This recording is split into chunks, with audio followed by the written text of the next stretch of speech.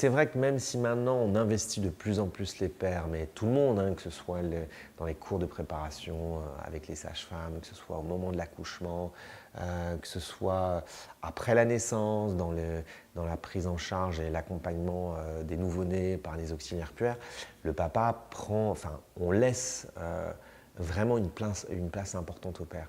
Après, on ne reste que des pères. Donc, et je pense que la difficulté pour un homme, c'est de se positionner par rapport à cette mère à cette future maman qui va donner naissance, à ce nouveau-né que nous n'avons pas porté. Donc, moi, je me rappellerai toujours, la naissance de mon fils, en fait, c'est lui qui m'a apprivoisé. C'est pas, je tournais autour comme un animal sauvage, à le renifler, à le regarder, en me disant, mais c'est quoi? C'est à moi, c'est pas à moi. Enfin, et donc, je pense que oui, le rôle de papa est compliqué à envisager. Et comme je dis souvent, je dis on ne devient père qu'après la naissance. Et c'est pas au moment de la naissance, hein, c'est vraiment après, où on réalise ce que c'est, on réalise ce que c'est que tenir un enfant. Moi, c'est vraiment mon fils qui m'a apprivoisé. Ça a duré une petite semaine quand même. Mais c'est vrai que là, en plus, si. Parce que souvent, les femmes, ce qui est marrant, mais ça, c'est plus sur le côté anecdotique, mais le papa, il a du mal à trouver sa place au moment de l'accouchement. Il ne sait pas comment se mettre, à quel endroit, s'il doit ventiler le visage de sa femme, lui donner de l'eau. Et il y en a qui se font envoyer balader. Non, pourquoi tu fais comme ça? Non, pas comme ci.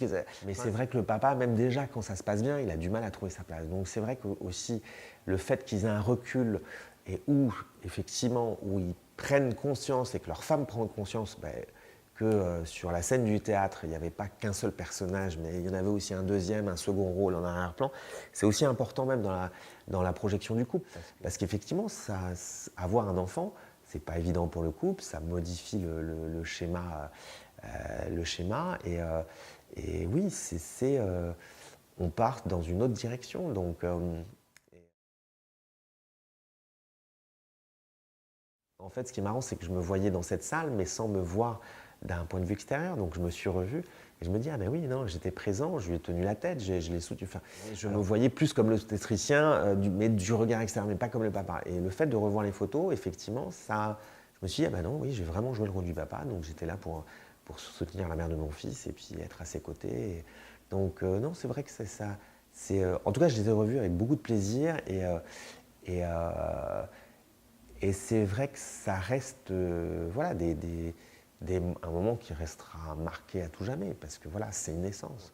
Donc ce moment de la naissance restera pour beaucoup de couples unique, quoi.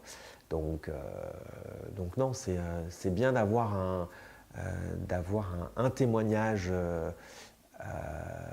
en image de ce qui s'est passé, mais je vais dire au même titre qu'un mariage, en fait. Ce qui est marrant, c'est que dans les mariages, c'est tout à fait courant de prendre un photographe pour marquer l'instant. Là, on va marquer l'instant après. C'est-à-dire ce qui a tendance à... Enfin, ce qu'on fait, c'est que le photographe passe après la naissance. Mais en fait, j'ai envie de dire, bon, la fête, elle est déjà finie, donc ça ne sert à rien, en fait. Et c'est vrai que le fait de prendre cet instant tellement particulier qu'est la naissance, il y a plein de débouchés possibles, effectivement. Hormis le côté artistique, visuel, mais ne serait-ce que revivre les choses, je pense que pour certaines situations, ça aiderait beaucoup les patientes et les couples, en tout cas.